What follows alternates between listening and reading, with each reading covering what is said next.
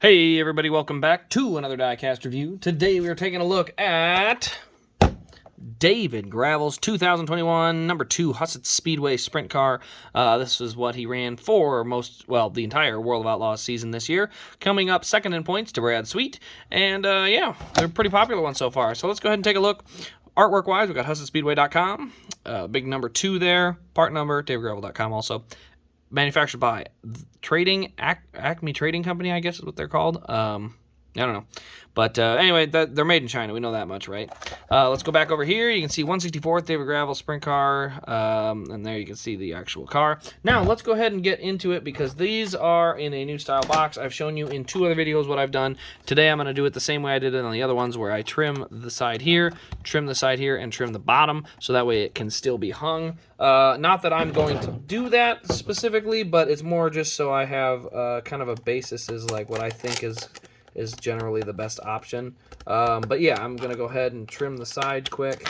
And the reason I choose to do it that way is that's the only way I can get one of these out so I can do a review on it. So hopefully I'll have at least one extra of every car that I can make a review with. But, you know, sometimes stuff gets popular and sells out. Got really close on this one. I think I only had the one left over for doing the video.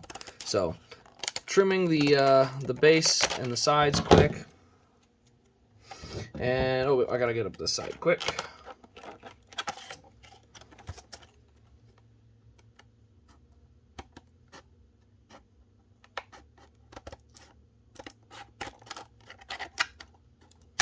There we go. All right, so now I've got it like this. I should be able to just go like this. Oh, looks like it's still stuck in that one corner. There we go.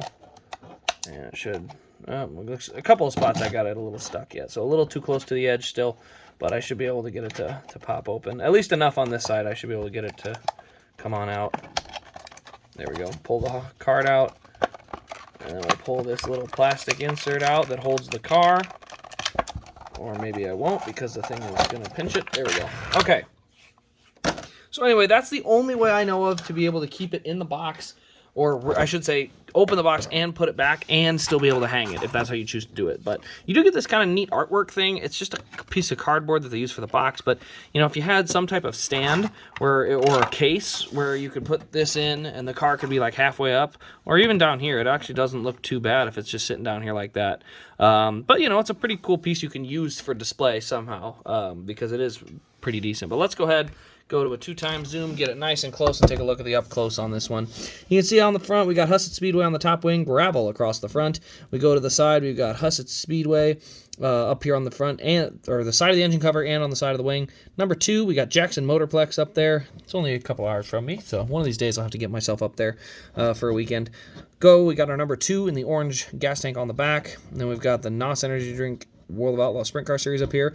And then we've got a couple more logos, or sponsors, I should say, over there as well. Go to the very front wing. Who is that? We've got Mainstream Capital on the front wing, along with the Jackson Motorplex on the side of that front wing. So, paint scheme is really solid. It's a black and orange paint scheme all the way around. The Hoosier tires, you know, what can you say? They got the dirt tires on them. They look good. No posable wheels, nothing like that. The base is pretty simple. So a little smaller than I remember or than I was thinking, but it'll go just fine up next to all the other 164th. So overall, these 164ths, a little expensive for sure, but that's okay because, you know, at the end of the day, you are manufacturing them, and they do look pretty darn good considering you got wings, you got front wings, you got, you know, mounts. You know, look at that. There's pieces of roll cage, tiny little bars of roll cage in this. So the detail's good enough.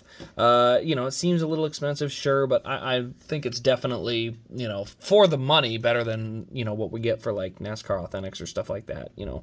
So that's just my opinion on it. Could be, you know, your opinion differs. That's perfectly fine. But let me know your thoughts on this diecast in the comments below. 118s should be coming in later on. I haven't seen any of them but the Donnie shots so far. But when they come in, you know, we'll be taking a look at them and going from there. So thanks for watching, everybody. This has been Race Craze, and we'll see you in the next diecast review.